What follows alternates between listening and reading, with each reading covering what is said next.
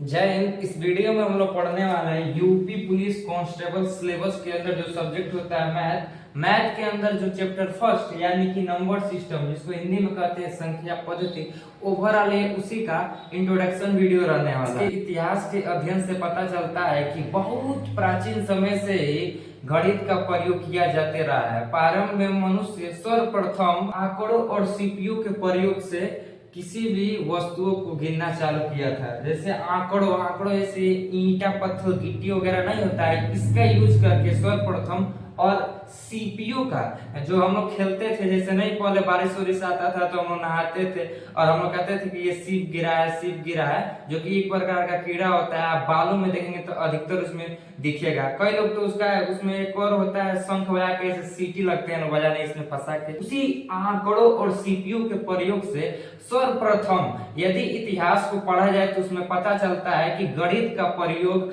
गिनती गिनने के लिए किसी भी वस्तुओं का आंकड़ों और सीपीयू के प्रयोग से किया जाता है। उसके बाद से रस्सियों पर गांठ लगाकर मनुष्यों ने किसी भी वस्तुओं का गिनती गिनना प्रारंभ किया। देन उसके बाद धीरे धीरे जिस तरह मनुष्यों में परिवर्तन होने लगा, उसी के अनुसार देखते हुए लकड़ियों के ऊपर निशान लगाकर क्या किया जाता था कि लकड़ी थी उसके ऊपर ऐसे चिन्ह लगाया जाता, 1 2 3 4, इस तरह का कुछ वो लोग अपना गिनती गिनने का उपाय बनाए थे कि लकड़ियों पर चिन्ह लगा लगा कर किसी भी वस्तुओं को गिनते थे। देन उनके अंदर फिर थोड़ा और डेवलपमेंट हुआ तो वो उंगलियों के प्रयोग से गिनने लगे कि 1 2 1 2 3 4 5।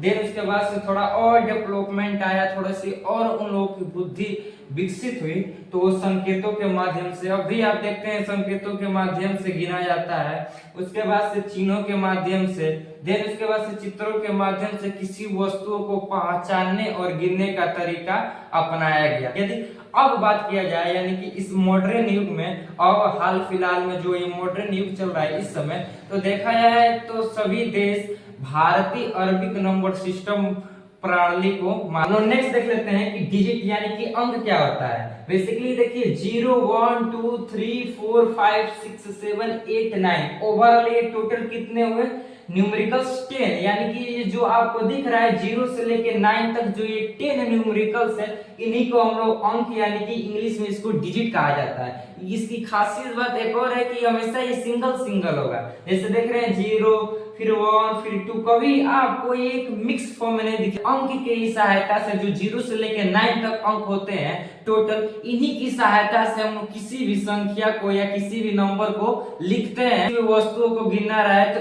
इन्हीं अंकों की सहायता से उसको गिन कर किसी भी नंबर में लिखा जाता है। एग्जाम्पल से और भी अच्छे तरीके समझ लेते हैं कि डिजिट क्या होता है और नंबर क्या होता है। एग्जाम्पल से समझ लेते हैं। जैसे मान लीजिए मैं यहाँ पर लिखा हूँ 4201। अब इसमें हमको पहचानना है कि कौन सा डिजिट कहलाएगा कौन सा नंबर कहलाएगा। तो देखिए सिंगल जितने भी इसमें न्यूमेरिकल इनको हम डिजिट करते हैं। जैसे 1 एक डिजिट है, 0 एक डिजिट है, 2 एक डिजिट है, 0 एक डिजिट है, फिर 4 एक डिजिट है। ओवरऑल इसमें कितना डिजिट है यानी कितना अंक है, तो 1 2 3 4 5। यदि इस पूरे को ये पूरा डिजिट यानी कि ग्रुप ऑफ डिजिट बन गया तो ये क्या बन गया है, संख्या। इन्हीं डिजिटों के सहायता से हम क्या बनाते हैं, संख्या। तो ये जो पूरा नंबर है 4201, इसको हम लोग ओवरऑल क्या पढ़ा जाएगा, संख्या। तो संख्या का एक और खासियत बात है कि जिस तरह हम लोग किसी भी अंक को गिन सकते हैं, यानी कि टोटल यहाँ पे 9 है सिंपल सा जो दिख रहा है, लेकिन संख्याओं को हम लोग गिन नहीं सकते हैं। संख्या तो बहुत सारा लिखा जा सकता है, तो 10 डिजिट से कितना नंबर बनाया गया, आप कितना नंबर को गिनेंगे, अनकाउंटेड। उसी तरह इस 10 न्यूमेरिकल से आप दुनिया में भारत के अंदर कोई सा भी कैलकुलेशन, कोई सा भी क्वेश्चन करते हैं उसमें इन्हीं 3 डिजिटों का यूज होता है, जिसके फलस्वरूप से आपको हमेशा कोई भी संख्या दिखेगा और जिसको गणना में, किसी भी कैलकुलेशन में, किसी वस्तु को गिनने में मदद करता है ये डिजिट। और संख्या का तो हमेशा ये मदद करता ही है। देखते हैं अंकों के मान यानी कि डिजिट के मान। देखिए किसी भी अंक के 2 मान होते हैं, एक होता है वास्तविक मान जिसको जातीय या शुद्ध मान कहा जाता है, और दूसरा होता है स्थानीय मान जिसको इंग्लिश में कहा जाता है प्लेस वैल्यू। वास्तविक को क्या इंग्लिश में कहा जाता है, फेस वैल्यू। कहीं ना कहीं ये आप लोग 3, 4, 5 में पढ़ चुके हैं कि प्लेस वैल्यू क्या होता है, फेस वैल्यू क्या होता है। किसी भी नंबर के अंदर हमको प्लेस वैल्यू किस तरह निकालना है और फेस वैल्यू किस तरह निकालना है। देखिए जो वास्तविक यानी कि प्लेस वैल्यू की बात की जाए तो ये वे वैल्यू होते हैं या ये वो मान होते हैं किसी भी नंबर के अंदर जो कि बदलते नहीं है, यानी कि जिस तरह दिखते हैं। इसको आप हमेशा याद कर सकते हैं फेस वैल्यू। फेस से क्या याद आता है, चेहरा। या आप जाइए दर्पण में देखिए, जिस तरह आदमी का चेहरा होता है उसी तरह दर्पण में दिखता है। ये नहीं कि आदमी मान लीजिए सांवला है तो उसमें दिखने लगेगा कि वो रसीन दिख रहा है। मान लीजिए आदमी का जैसे मान लीजिए आदमी का इसमें 2 हाथ दिख रहा है तो उसमें ये नहीं कि दर्पण में आपका दोनों हाथ गायब हो जाएगा। यानी कि जिस तरह चेहरा होता है, यानी कि जिस तरह आदमी का शरीर होता है उसी तरह दर्पण में आदमी दिखता है, एकदम सेम साइज का, सेम साइज का। उसी तरह इसका भी हाल होता है वास्तविक, जातीय या शुद्ध मान का। फेस वैल्यू का भी उसी तरह हाल होता है। इसमें क्या होता है, जिस तरह किसी भी संख्या के अंदर फेस वैल्यू निकालना है तो जिस तरह किसी भी संख्या के अंदर ये डिजिट होगा, नंबर के अंदर की जिस भी अंक का हमको फेस वैल्यू निकालना है तो फेस वैल्यू मतलब हमेशा याद रखिए जिस तरह वो अंक दिखता होगा किसी भी नंबर के अंदर उसी तरह उसका फेस वैल्यू होगा। जैसे एग्जांपल्स में देखा जाए तो यहाँ पे लिखा है 43,214, यानी कि इसमें मैं पूछूं आपको कि 4 का फेस वैल्यू क्या होगा, यानी कि वास्तविक मान या जातीय मान या शुद्ध मान सब एक ही बात है। तो मैं इसमें पूछूं कि आप बताइए 4 जो है 4 का वास्तविक मान क्या होगा, तो बताइए। मैं आपको क्या बताऊं, जिस तरह दिखता है, फेस मतलब क्या होता है, चेहरा। तो जिस तरह 4 दिखेगा उसी तरह उसका वास्तविक मान होगा। तो इसमें 4 किसे दिख रहा है, 4 की तरह दिख रहा है, सिंपल सा। तो इसका वास्तविक मान क्या हो जाएगा, 4। यदि आप कह रहे होंगे कि 4 यहाँ पर भी है, 4 यहाँ पर भी है, ये तो इकाई के जगह पे है तो ये तो ठीक है 4 ऐसे ही रहेगा। लेकिन ये देख रहे हैं ये 10,000 की जगह पे, यानी कि ये 40,000 इसका मान नहीं, ये फेस वैल्यू है ना कि प्लेस वैल्यू। प्लेस वैल्यू में ऐसे होता है, देखिए प्लेस वैल्यू जो होता है इसका मान हमेशा बदलता रहता है। ये जो फेस वैल्यू होता है ये बहुत ही शुद्ध सादा, जिस तरह ये लड़के दिखते हैं सब उसी तरह होते हैं, सब बहुत ही शांति बच्चा होता है face value. But place value जो होता है बहुत ही शरारती होता है, ये जैसा दिखता है वो ऐसा होता नहीं, वो कहावत नहीं है जो दिखता है वो होता नहीं। प्लेस वैल्यू का इसका वैल्यू हमेशा चेंज होता रहता है और इसका वैल्यू देखा जाए फेस वैल्यू का तो हमेशा स्थिर रहता है। जिस तरह किसी भी नंबर के अंदर पूछा जाए कि उस नंबर के अंदर बताइए कि 4 जो डिजिट है उसमें यूज हुआ है, चाहे 3 डिजिट है, कोई भी डिजिट यूज हुआ है उसके अंदर फेस वैल्यू क्या होगा, तो जिस तरह दिखेगा वही उस नंबर के अंदर का उस अंक का क्या रहेगा, वो फेस वैल्यू होगा। बट वही प्लेस वैल्यू का बात की जाए कि इसमें वही मैं नंबर फिर लिखा हूं 43,214। इसमें मैं फिर अगेन पूछूं कि 4 का आप प्लेस वैल्यू बताइए, नो कि फेस वैल्यू। तो प्लेस वैल्यू जैसा कि हम लोग 3 या 4 में पढ़े थे, 4 यहाँ पे या 4 कहाँ पे, इकाई के स्थान पे, तो 4 का मल्टीप्लाई 1 से करते थे तो 4 का स्थानीय मान क्या निकल गया, 4 निकल गया। फिर एक और हम लोग देख रहे हैं इसमें 4 यूज हुआ है तो इसका हम लोग इस तरह करके निकालते थे। तो अब क्या करेंगे, इकाई, दाई, सैकड़ा, हजार, 10,000, यानी कि 4 का हम लोग मल्टीप्लाई किसमें कर देते थे, 10,000 में, ये हम लोग का निकल जाता था, यानी कि 40,000। नंबर के अंदर देखा जाए जो 4 अंक है इसका 2 स्थानीय मान है, एक तो 4 है, दूसरा 40,000। हम नेक्स्ट पढ़ लेते हैं संख्याओं के प्रकार। जैसा कि हम अभी पिछले स्लाइड पे पढ़े कि नंबर यानी कि संख्या क्या होता है कि किसी भी संख्या को हम लोग अंकों के माध्यम से लिखा जा सकता है। उसी संख्या का कई प्रकार होता है, उसी में से जो सबसे पहला है प्राकृतिक संख्या, जिसको इंग्लिश में कहते हैं नेचुरल नंबर। अब देखिए प्राकृतिक संख्या क्या होता है, all counting number is known as natural number, जिसको हम n से डिनोट करते हैं, यानी कि n से इसको संकेत करते हैं। जैसे एग्जांपल्स में देख सकते हैं जो कि 1 से स्टार्ट होता है इनफाइनाइट तक ले।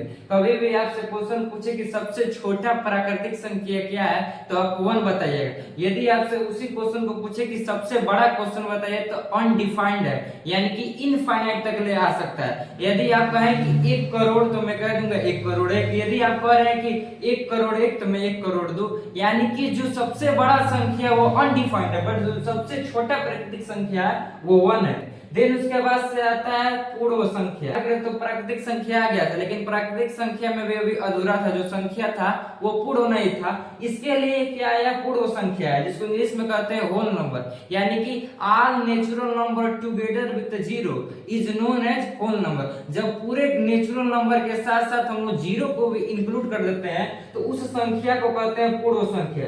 जैसे देखिए इसको W से डिनोट किया जाता है, जैसे 0 1 2 3 4 5 6 7 इनफाइनाइट तक है, यानी सबसे छोटा आपसे पूछे तो होल नंबर क्या है, तो शून्य यानी कि 0। उसके बाद से बाकी जो ये प्राकृतिक संख्या इसी को यहाँ पे उतार देना है, ऐसे जितना आप इधर बढ़ाएंगे उतना इसको लिखते चले जाना है। यानी कि प्राकृतिक संख्या के साथ साथ यदि मैं 0 को शामिल कर देता हूं तो उस संख्या को कहा जाता है पूर्ण संख्या।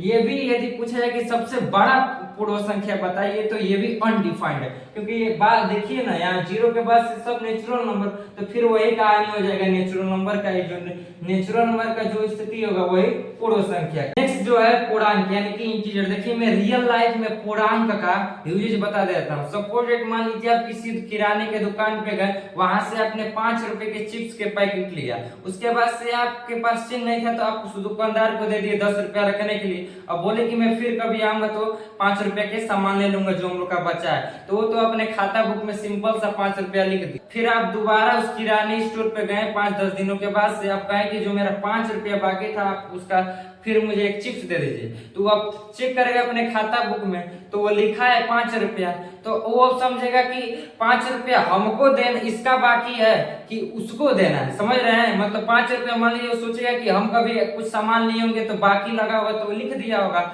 लेकिन हम जानते हैं कि वो 5 रुपया लिखा था किसके लिए, मेरा अधिक था, मेरे पास चेंज नहीं था तो मैं उसको बोल दिया था रखने के लिए। इसी के लिए आया पूर्णांक यानी कि इंटीजर। यदि आप कोई दुकानदार है, यदि आपके पास कोई पैसा जमा कर रहे हैं तो आप हमेशा क्या लिखेंगे, पॉजिटिव नंबर।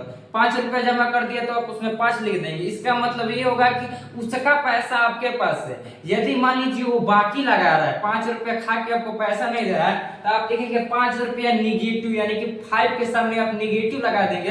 तो इससे आप दुकानदार दुकान पे कोई सामान लेने आएगा तो आप उसको बताएंगे कि 5 रुपया निगेटिव लिखा है, तो इसका मतलब तुमको उसको दुकानदार को पैसा देना है, तो समझ रहे हैं इसके। लेकिन हालांकि इस तरह का कोई नियम कानून होता नहीं, लेकिन मैं फिर भी बता रहा हूँ इंटीजर का यूजेज। और इंटीजर अब हम समझते हैं कि होता क्या है, तो all positive natural number together with all negative natural number and zero, यानी कि सभी पॉजिटिव नेचुरल नंबर को, सभी पॉजिटिव प्राकृतिक संख्याओं को इंक्लूड कर दिए, उसके बाद से नेगेटिव प्राकृतिक संख्याओं को यूज कर दिया, बीच में एक न्यूट्रल यानी कि जीरो को इंक्लूड कर दीजिए, जिसमें क्या है पॉजिटिव नेचुरल नंबर आ जाए, जीरो आ जाए और नेगेटिव नेचुरल नंबर आ जाए, उसी संख्या को कहा जाता है पूर्णांक यानी कि इंटीजर। इस जीरो को इंग्लिश में कहते हैं न्यूट्रल। उसके बाद से हम लोग देखते हैं शून्य। शून्य को जैसा हम जानते हैं जीरो कहा जाता है। जब जीरो दिया मेरे भारत ने तब जाके दुनिया को गिनती आई। अब जानते हैं, जैसा कि हम जानते हैं कि जीरो किसने खोजा था, तो आर्यभट्ट ने खोजे थे। अब देखिए इसमें भी कोई का फर्क नहीं होता, इंग्लिश के अल्फाबेट ओ और जीरो दोनों को एक ही समझने लगते हैं, तो कभी भी ये लिख सकते हैं आप नंबर में ओ भी बना दीजिए जीरो भी बना दीजिए, तभी भी इन मैथमेटिक्स में आपका जीरो रहेगा। लेकिन मैं थोड़ा सा एक डिफरेंस अलग थोड़ा इंटरेस्टिंग बात बनाना चाहता हूँ। जीरो कभी भी लिखा जाता है तो अंडे के शेप में, जिस तरह मुर्गी अंडा देती है उस शेप में, ओ हमेशा गोल लिखा जाता है यानी कि सर्कल के शेप में। जो हम लोग का नेक्स्ट टाइप ऑफ नंबर है वो है सम संख्या, जिसको इंग्लिश में कहते हैं इवन नंबर। बेसिकली देखिए इवन नंबर क्या होता है, those number who is divisible by 2, यानी कि वह संख्या जो 2 से पूर्णतः विभाजित हो जाए, यानी कि वे सारी संख्या जो 2 से कट जाती है। जैसे फॉर एग्जांपल्स में 2 से 2 कट सकता है, 4 2 से कट सकता है, 6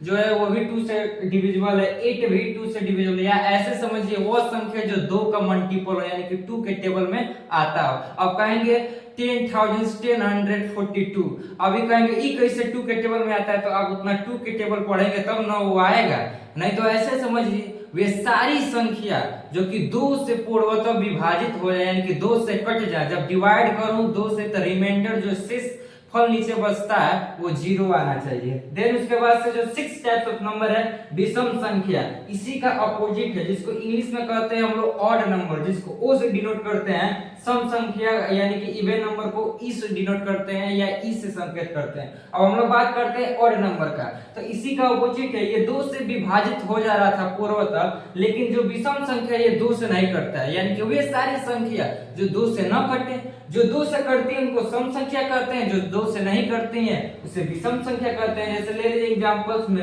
1, ये कहां 2 के टेबल में आता है, चाहे कहां ही 2 से कटेगा, 3 भी 2 से नहीं कटेगा, 5 को यदि मैं डिवाइड करूं 2 से तो कहां ये इसका रिमाइंडर 0 आने वाला है, कहां इसका शेषफल 0 बचेगा। 7 भी 2 से डिविजिबल नहीं है, 9, 11 उसी तरह इनफाइनाइट ऑड नंबर हो जाएगा। यदि क्वेश्चन पूछा जाए कि सबसे छोटा ऑड नंबर क्या है, 1 है। यदि सबसे छोटा सम संख्या क्या है तो आप बताएंगे 2 है, सबसे बड़ा अनडिफाइंड है। देन उसके बाद से आता है भाज्य संख्या, जिसको इंग्लिश में कहते हैं कॉम्पोजिट नंबर। देखिए एक भाज्य होता है और अभाज्य होता है, दोनों बहुत इंपॉर्टेंट है। किसी भी कॉम्पिटिटिव एग्जाम में इसी पार्ट से ज्यादातर क्वेश्चन आपको देखने को मिलेगा।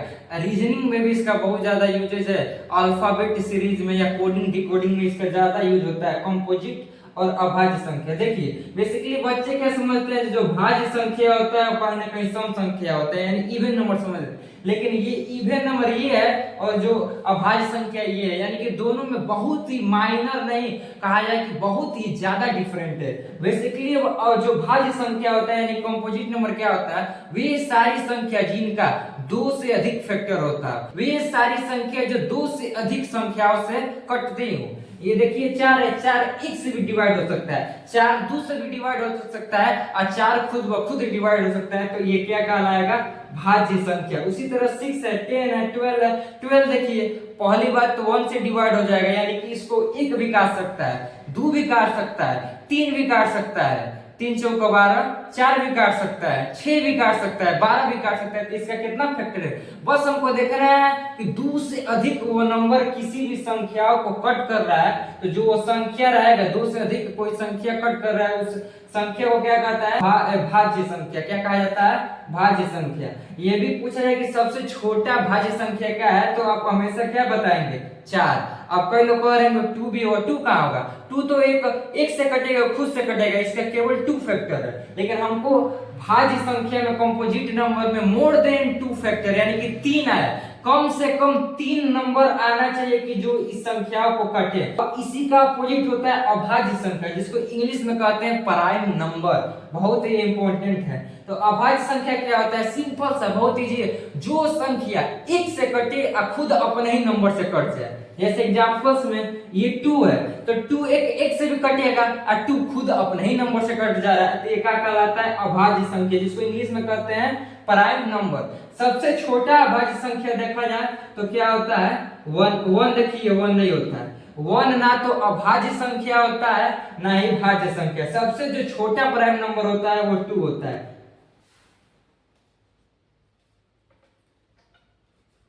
देखिए जो सबसे छोटा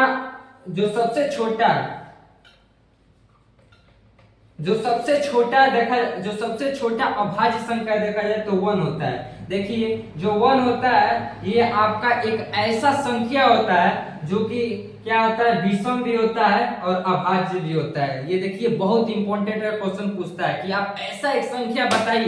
आप देखिए ये बहुत ही इंपॉर्टेंट क्वेश्चन पूछता है कि आप एक ऐसा संख्या बताइए जो कि अभाज्य भी संख्या है और विषम भी संख्या है। तो 1 एकमात्र एक ऐसा संख्या है पूरे मैथमेटिक्स में जो कि प्राइम नंबर भी है और ऑड नंबर भी है।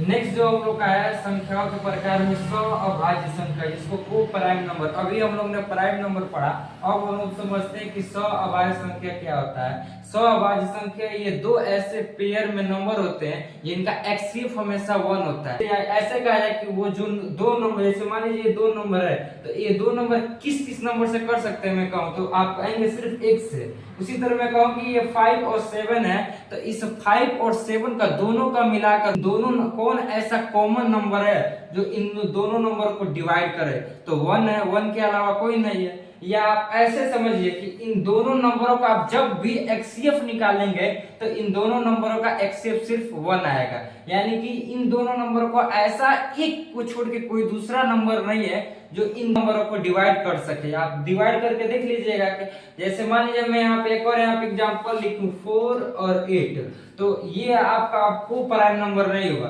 क्योंकि इस दोनों नंबरों को एक भी डिवाइड कर सकता है, एक 2 भी डिवाइड कर सकता है, एक 4 भी डिवाइड कर सकता है। ये हम लोग का तब कॉमन नंबर, हम लोग का को प्राइम नंबर नहीं हुआ। लेकिन जो मैं इतना एग्जांपल लिखा 1, 3 ब्रैकेट के अंदर 5, 3 फिर 16, 25, ये सब क्या हुआ हम लोग का को प्राइम नंबर। आई होप आपको समझ आया होगा। चिंता मत करिए, अभी मैं जब क्वेश्चन लगाऊंगा ना तो आपका इस जितना मैं टाइप्स ऑफ नंबर बताया हूं, जितना इसके पिछले में कॉन्सेप्ट बताया हूं, सबका यूज आपको मैं बताऊंगा किस तरह क्वेश्चन में लगाते समय होता है और किस तरह क्वेश्चन को लगाया जाता है एकदम इजीली तरीके से, इत्मीनान एकदम आसानी से पढ़ के आप जितने भी क्वेश्चन होंगे ना मैं 100% गारंटी देता हूं ना मक्खन की तरह लगाएंगे आप उन सारे क्वेश्चन को। बस आप ये कॉन्सेप्ट याद रखिएगा मैं जितना बता रहा हूं। देखिए कंसेक्यूटिव नंबर क्या होता है, यानी कि क्रमागत संख्या, वे संख्या जो एक दूसरे के बाद निर्धारित क्रम अनुसार आती रहती हैं, सब उस सारी संख्या को कहते हैं क्रमागत संख्या।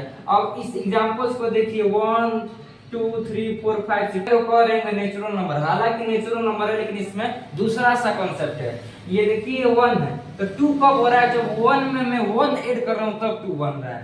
तो उसके बाद से 3, जब मैं 2 में एक और ऐड कर रहा हूं तब जाके क्या बन रहा है 3। इसको याद रखिएगा, ये क्रमागत संख्या कंसेक्यूटिव नंबर, सबसे ज्यादा क्वेश्चन में इसका यूज आपको देखने को मिलेगा। इसके बाद से देना आता है हम लोग का परिमेय संख्या, जिसको इंग्लिश में कहते हैं रेशनल नंबर, इसको आर से डिनोट किया जाता है। तो अब देखते हैं रेशनल नंबर क्या होता है। इस संख्या जिनको हम लोग p/q के फॉर्म में व्यक्त करें, जो भिन्न पढ़े हैं ना, भिन्न अंश अपान हर, न्यूमरेटर अपान डिनोमिनेटर, उसी प्रकार ये भी सारी संख्या रहती है, लेकिन भिन्न एक दूसरा चीज है और रेशनल नंबर एक दूसरा चीज है, लेकिन एक ही जैसा है सब दिखने में। तो वे सारी संख्या जो p/q के रूप में रिप्रेजेंट करे, जहां जो q होता है यानी कि नीचे वाला ये q जिसको हम लोग क्या कहते हैं हर, वो 0 होना चाहिए। जैसे एग्जांपल्स में देख लीजिए 0, 1/2, आप कहेंगे कि ये 0 कहां से रेशनल नंबर हुआ, तो मैं क्या कहा जो नीचे होना चाहिए ये संख्या कभी भी, यानी कि जो बटा के नीचे जो संख्या आती है इसको क्या पढ़ते हैं 0/1। तो जो ये बटा के नीचे जो ये 1 है, 1 की जगह पे कभी भी 0 नहीं होना चाहिए, बाकी ऊपर 0 आए चलेगा, कोई नंबर आए चलेगा। ऐसे 4 है, अब कहेंगे कि कहाँ ये इस बटे के फॉर्म में लिखा है, यानी कि p/q के नहीं। तो जैसा कि हम जानते हैं जिस भी नंबर के अंदर कुछ नहीं लिखा रहता है वहां पे 1 लगा दीजिए, आप देख रहे हैं कि इस फॉर्म में आ गया। उसी तरह 16 है, अंडर रूट के अंदर कोई भी स्क्वायर नंबर आता हो तो देखिए 16 किसका स्क्वायर है, जब ये अंदर रूट से बाहर है, रूट से जब ये बाहर आएगा तो किसका ये स्क्वायर है 16, तो 4 का है, 4 4 जा 16, यानी कि 4 के पावर 2 करेंगे तो उनका क्या वैल्यू निकलता है तो 16। तो ये रूट से बाहर आएगा तो 4, फिर वही बात 4 के नीचे कुछ नहीं तो 1 लगा देंगे, यानी कि p/q के रूप में आ जाएगा। इसी तरह 7/3 ऑलरेडी दिख रहा है। और देखिए दो और भी नंबर होते हैं, या ऐसा कहा जाए कि परिमेय संख्या यानी रेशनल नंबर का एक और डिफिनेशन होता है, all number either be terminating decimal और रिपीटिंग डेसिमल। वही सारी संख्या जो या तो टर्मिनेट हो, यदि डेसिमल में देखा जाए, जैसे मान लीजिए इस तरह का नंबर आपको दिखे तो आप कैसे कहेंगे कि ये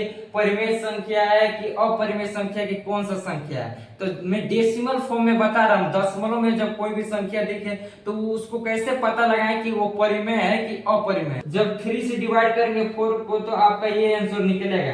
तो आप देख रहे हैं 1.333, इसके बाद से जितना डिवाइड करते जाएंगे तो 333 आता ही जाएगा, यानी कि इसको हम किस फॉर्म में लिख सकते हैं 1.3 पे लगा देंगे बाद। इसको हिंदी में क्या कहा जाता है आवर्तक संख्या, जिसको हम लोग कहते हैं इंग्लिश में रिपीटिंग डेसिमल। इंग्लिश में इसको रिपीटिंग डेसिमल और हिंदी में आवर्तक संख्या का। अब एक और एग्जांपल है 1/8, इसको जब मैं डिवाइड किया हूं 8 से 1 में तो मेरा क्या वैल्यू आया 0.125। तो डेसिमल में यदि भी मैं फिर बता रहा हूं कि ऐसा संख्या मिले कि डेसिमल के बाद से आपका वो संख्या पूर्णतः विभाजित हो जाए, यानी कि इसके बाद अब कोई संख्या नहीं आने वाला है, जिसको इंग्लिश में कहते हैं टर्मिनेटिंग डेसिमल, जिसको हिंदी में कहते हैं अवरतः संख्या, अपरिमेय संख्या, जिसको इंग्लिश में कहते हैं इरेशनल नंबर, यानी कि ये परिमेय संख्या का उल्टा होता है। परिमेय संख्या में क्या था कि वे सारी संख्या जिनको हम लोग p बाई क्यू के रूप में व्यक्त करते हैं, जहाँ q जो होता है 0 के इक्वल नहीं होता है, इसमें क्या होता है कि वे सारी संख्या जिसको p बाई क्यू के रूप में व्यक्त नहीं करेंगे।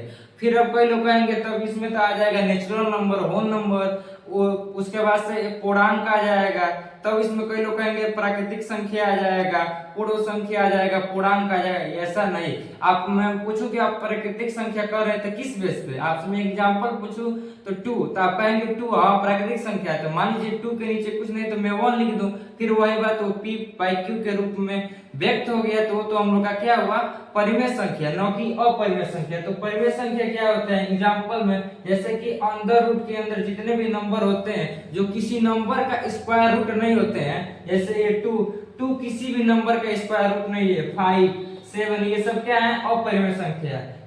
पाई का भी जो वैल्यू होता है 3.1415 इनफाइनाइट तक ले आता है इसका वैल्यू, तो ये भी क्या होता है पाई अपरिमेय संख्या। इसका एक और डिफिनेशन है इंग्लिश में, वे सारी संख्या जो तो ना तो टर्मिनेट हो और ना ही रिपीट हो, दोनों का है वास्तविक संख्या, सबसे मेन सबका पप्पा है, अभी तक जितना हम पढ़े ना सबका फादर है, वास्तविक संख्या, जिसको इंग्लिश में कहते हैं रियल नंबर। ये क्या होता है the collection of all rational number and irrational number is known as वास्तविक संख्या, यानी कि रियल नंबर। इसमें इस संख्या क्या, इसमें कौन कौन सी संख्या, परिमेय संख्या को मिला दीजिए अपरिमेय संख्या को मिला दीजिए, इन दोनों संख्याओं से मिलकर बनता है हम लोग का वास्तविक संख्या। इसका एग्जांपल में जितना परिमेय संख्या में एग्जांपल जो होगा, जो अपरिमेय संख्या में होगा सब इसमें आ जाएगा, जैसे 0 1/4 3 अंदर रूट में 5 अंदर रूट में 16, क्योंकि ये अपरिमेय अपरिमेय संख्या से मिलकर बनता है वास्तविक संख्या पाई etc। अब देखिए कुछ हम लोग इंपॉर्टेंट पॉइंट यानी कि स्मरणीय तथ्य याद कर लेते हैं, जो कि हम लोग के क्वेश्चन में बहुत काम आएगा, ये बहुत इंपॉर्टेंट है, याद रखिएगा। देखिए पहला जो इसके अंदर पॉइंट है इंपॉर्टेंट, वो ना तो अभाज्य है ना ही भाज्य, यानी कि एक जो होता है ना तो प्राइम नंबर होता है ना ही कंपोजिट नंबर। तब एक होता क्या है, एक हम लोग क्या होता है विषम संख्या, यानी कि ऑड नंबर होता है। अब जीरो का बात किया जाए तो देखिए जीरो का आप किसी भी संख्या में मल्टीप्लाई करेंगे तो जीरो मिलेगा, डिवाइड करेंगे तो जीरो मिलेगा, यदि किसी संख्या में घटाएंगे या जोड़ेंगे तो जो संख्या रहेगा जिस संख्या में घटाएंगे वही संख्या उसका आंसर हो जाएगा। और जीरो जान लीजिए, जीरो नाइदर भी नेगेटिव नॉर भी पॉजिटिव, जीरो ना तो ऋणात्मक संख्या होता है ना ही धनात्मक संख्या होता है। ऋणात्मक संख्या मतलब क्या होता है नेगेटिव को कहा जाता है, धनात्मक संख्या मतलब पॉजिटिव नंबर को कहा जाता है, तो जीरो ये होता है। उसके बाद से जो हम लोग का फोर्थ पॉइंट है, टू अभाज्य सम संख्या होता है। टू एकमात्र दुनिया में या कहा जाए कि मैथमेटिक्स में हिंदू अरबी के नंबर वर्ल्ड में देखा जाए जो हिंदू अरबी के नंबर सिस्टम चलता है, यानी कि जितना भी क्वेश्चन में या दुनिया में ऐसा कहा जाए जो भी नंबर है उसमें से टू एकमात्र ऐसा एक लौता है जो कि आईएस है। आईएस नहीं, एक यूनिक नंबर है। यूनिक क्यों है? क्योंकि टू एक मात्र ऐसा नंबर है जो कि अभाज्य भी है सम भी है, यानी कि प्राइम नंबर भी है और इवन नंबर भी है। याद रखिएगा टू एक ऐसा नंबर है जो कि प्राइम नंबर भी है और इवन नंबर भी है, यानी कि अभाज्य संख्या भी है सम संख्या भी है। जितने भी अभाज्य संख्या होते हैं सब यानी कि प्राइम नंबर वो सब विषम संख्या होते हैं सब, केवल टू के छोड़। जो हम लोग का नेक्स्ट टॉपिक है वो है विभाज्यता, यानी कि इंग्लिश में कहते हैं डिविजिबिलिटी। आप किसी भी डिविजिबिलिटी यदि आपको आता है तो आप किसी भी संख्या को देखते हैं 2 सेकंड के लिए, मैं ये कहूं कि आप देखते ही बता देंगे उस संख्या को ओवरऑल जो संख्या होगा कितना बड़ा से बड़ा वो किस नंबर से भाग हो सकता है। जो इसके लिए कुछ रूल बनाया, जो इसमें से पहला रूल है एक से स्टार्ट करते हैं। देखिए यदि आप पता करना चाहते हैं कि एक से कौन कौन सी संख्या डिवाइड हो सकता है तो इसका आंसर हंसने वाली है, क्योंकि एक एकमात्र ऐसा दुनिया का नंबर है जिससे हर एक नंबर डिवाइड हो सकते हैं।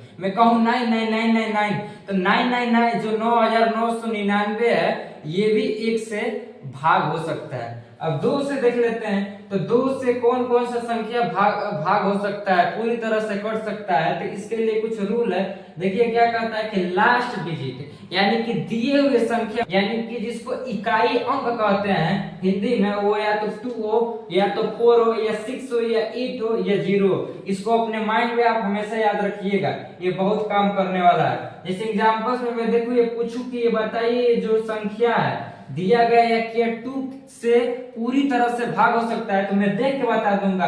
कोनो हमको इसको भाग करने की जरूरत नहीं कि ऐसे भाग करो शेषफल बचेगा, भाजक आएगा, भागफल आएगा, ये सब कुछ करने तुरंत आप देखते ही बता देंगे। डिविजिबिलिटी यही तो पढ़ाई होता है विभाज्यता का। तो मैं यहाँ पे देख रहा हूँ इकाई प्लस पे तुरंत ध्यान देखूंगा।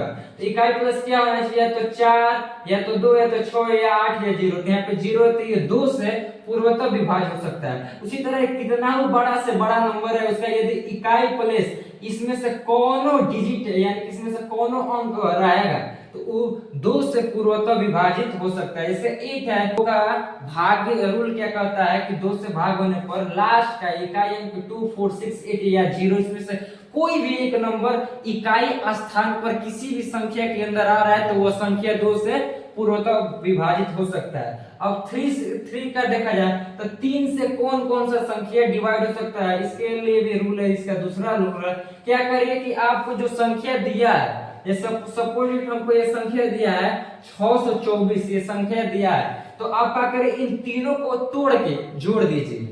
जोड़ दिया हूं, जैसे 6 को अलग कर दिया हूं, 2 को 4 को, और तीनों को मैं क्या कर दिया हूं, जोड़ दिया हूं, मिला है 12। यानी कि ये क्या कहता है रूल कि यदि जो आपको संख्या दिया है उन तीनों संख्या को तोड़ के जोड़िए। यदि जोड़ने के बाद से 3 के पहाड़े में जो आप जोड़े हैं आंसर आया, यदि 3 के पहाड़ा में वो नंबर आता होगा तो पूरा संख्या जो है ना वो 3 से विभाजित हो जाएगा। जैसे ये देख रहे हैं हमारा आंसर कितना है 12, तो जो 12 आया है ये 3 के पहाड़े में आता है, तो ये भी पूरा संख्या 624 आप देखते ही बता देंगे कि ये 3 से भाग्य हो जाएगा पूरी तरह। उसी तरह आप कमेंट में इसका उत्तर बताइए कि 243, इसका आंसर मुझको कमेंट में चाहिए कि ये 3 से डिविजिबल है या 2 से। देन उसके बाद से देखा जाए 4 दिए हुए संख्या में यदि लास्ट का 2 डिजिट 4 से पूरी तरीके से कट जा रहा है यानी 4 से भाग हो जा रहा है तो वो पूरी संख्या 4 से भाग्य हो जाएगा। जैसे यहाँ पे हमको संख्या क्या है 4048, इतना बड़ा संख्या मैं अब डिवाइड करने बैठूंगा तो कई लाइन हो जाएगा। उसके बाद से मैं मुझको टाइम भी लगेगा, लेकिन मैं अब देखते बता दूंगा कि ये 4 से विभाजित है कि नहीं है, क्योंकि मुझको लास्ट का यानी कि इकाई और दहाई अंक देखना है, क्या वो 4 के पहाड़े में आता है या जो अंक आ रहा है इकाई और दहाई को मिलाकर क्या वो 4 से पूर्वतः कट सकता है। यदि कट सकता है तो ये पूरा नंबर कट जाएगा। जैसे मैं 48 यानी कि 48 ये आता है 4 के पहाड़े में तो 4 से कट जाएगा पूरा ये संख्या। मैं इसको नहीं कर रहा हूँ, ये कटेगा पूरा संख्या कट जाएगा, सिर्फ आप इसको चेक करेंगे तो ये पूरा कट जाएगा। तो 5 से देखते हैं, 5 का तो सबसे इजी होता है। किसी भी संख्या के अंदर इकाई अंक को देखिए यानी इकाई यूनिट प्लेस को देखिए। यदि यूनिट प्लेस आपका 0 हो या 5 हो तो पूरा संख्या चाहे आपका 9596723 लास्ट में 5 आ रहा है, इतना बड़ा संख्या आप तुरंत देख के बता देंगे 1 सेकंड के अंदर कि वो संख्या 5 से डिविजिबल है कि नहीं है। तो जैसे एग्जांपल्स में यहाँ देख रहा हूँ 125 में सीधे देखूंगा इकाई के स्थान पर।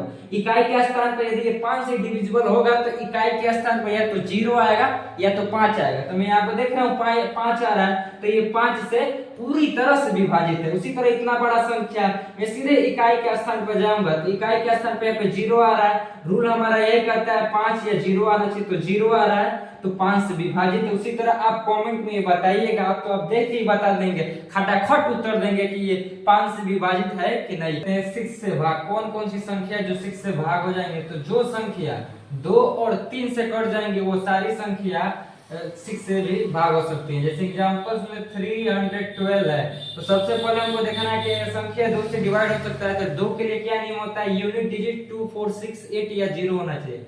तो इसमें 2 है तो क्या पहले तो 2 से डिवाइड हो जाएगा। अब हमको देखना है 3 से क्या ये संख्या डिवाइड हो सकता है। तो 3 का डिविजिबल क्या करता है कि सबको जोड़ दीजिए। यदि जोड़ने पे जो नंबर आ रहा है 3 के पहाड़े में आता है तो 3 से डिवाइड हो जाएगा। तो 3 क्या आता है 4 है, 4 2 6 यानी कि 6 3 के टेबल में आता है तो ये 2 से भी डिविजिबल है, 3 से डिविजिबल है। अब दोनों से डिविजिबल है तो ये नंबर 6 से भी डिविजिबल है। उसी तरह ये भी नंबर 6 से डिविजिबल है, ये भी नंबर 6 से डिविजिबल है। अब हम लोग 8 का देख लेते हैं। 8 से कौन कौन सा नंबर भाग हो सकता है, पूर्णतः कर सकता है। तो 8 के लिए लास्ट का हमको 3 डिजिट देखना है, यानी कि इकाई, दहाई, सैकड़ा प्लस तो देखना है। यदि 3 प्लस तक ले 8 का कोई भी नंबर डिवाइड हो सकता है तो पूरा संख्या डिवाइड हो जाएगा।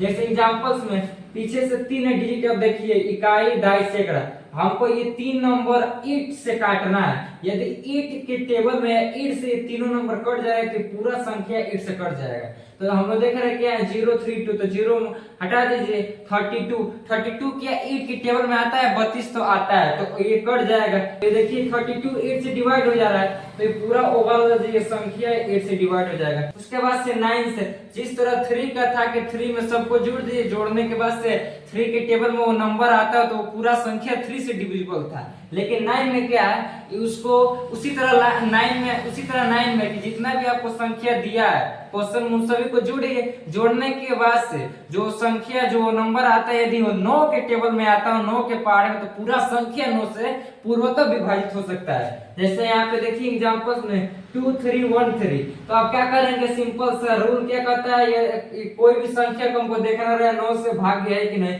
तो सब संख्या को जोड़ दीजिए। तो मैं यहाँ पे जोड़ दिया हूँ 3 और 2, 5 में 1 करेंगे तो 6, 5 में 1 करेंगे तो 6 में 3 करेंगे तो कितना हो जाएगा 9। तो ओवरऑल हम लोग का आंसर कितना है 9 9 के पहाड़ में आता है, 9 के पहाड़ में आता है ना भाई, कि नहीं आता है? नहीं आता है तो पहाड़ा पहले तुम याद करो, ठीक ना। 9 के पहाड़ में आता है तो ये पूरा संख्या आपका 9 से डिविजिबल है। नेक्स्ट हम लोग 10 का देख लेते हैं। 10 से कौन कौन सा, ये सिंपल सा आप जानते हैं कि 10 से कौन कौन सा नंबर डिवाइड हो सकता है जिसका यूनिट डिजिट यानी इकाई अंक 0 होता है। क्यों इतना बड़ा संख्या रहे, कितना बड़ा संख्या रहे, यदि उसका इकाई अंक 0 हो तो पूरा संख्या 10 से डिवाइड हो सकता है। जैसे यहाँ पे देख सकते हैं 1 2 4 5 0 7 9 0, हमको सीधे इकाई अंक देखना है। इकाई 0 है तो पूरा संख्या 10 से डिविजिबल है। 11 से कौन कौन सा संख्या पूर्वतः भाग हो सकता है, तो इसके लिए आपको तीन पहले नियमों को समझना पड़ेगा। देखिए सबसे पहले एग्जांपल्स में मैं लिया हूं 909183। हमको चेक करना है क्या ये जो संख्या 11 से भाग हो सकता है कि नहीं। तो सबसे पहले आपको क्या करना है, इसमें आपको एक को विषम मानना है, दूसरा को सम, यानी कि विषम संख्या नहीं मानना है, सम स्थान मानना है, सम और विषम स्थान। तो किधर से मानेंगे, आप अपने दाईं ओर से यानी कि पीछे से, इधर दाईं ओर से मानेंगे। तो इसको मैं मान लेता हूँ क्या है, ये हमारा विषम संख्या है, तो ये हम लोग का सम हो गया। ये हमारा क्या हो गया, विषम संख्या, तो ये हम लोग का सम हो गया। फिर ये हम लोग का क्या हो गया, विषम संख्या। तो इन सबों को जोड़ दीजिए, यानी कि विषम संख्याओं के स्थानों को योगफल कर दीजिए। तो 3 + 1 + 0 में क्या होता है 4। अब ये जो है क्या हम लोग का सम संख्या है, ये हम लोग का सम संख्या, तो इन तीनों को भी जोड़ दीजिए। तो मैं इन तीनों को जोड़ा हूं तो कितना 26। अब क्या करना है, हमको दोनों में अंतर निकालना है। तो आप जानते हैं कि अंतर कब निकलता है, जब बड़े नंबर में से छोटे नंबर घटाया जाता है। यानी कि 26 में से मैं जब 4 को घटाया तो कितना आया 22। तो अब जो ये आंसर फाइनल आया है, क्या ये 11 के पहाड़े में आता है 22। यदि 22 आता है तो ये पूर्वतः ये जो संख्या 11 से विभाजित है। यदि यहाँ पे 44 रहता, 33 रहता, तभी भी ये 11 से विभाजित है। ओवरऑल में आई होप आपको समझ आया होगा। अब हम लोग नेक्स्ट जो हम लोग का वीडियो रहेगा इसी नंबर सिस्टम का रहेगा, जिसमें हम लोग फार्मूला को कवर करेंगे और जितने भी प्रीवियस ईयर क्वेश्चन को कवर करेंगे जो पूछे जाएंगे, और जितने भी एग्जाम्पलर होते हैं सब उन सभी को कवर करेंगे। इसी जितना मैं कॉन्सेप्ट पढ़ाया हूँ, इसी कॉन्सेप्ट पे आधारित किस तरह का, किस टाइप का क्वेश्चन पूछता है आपके एग्जाम में।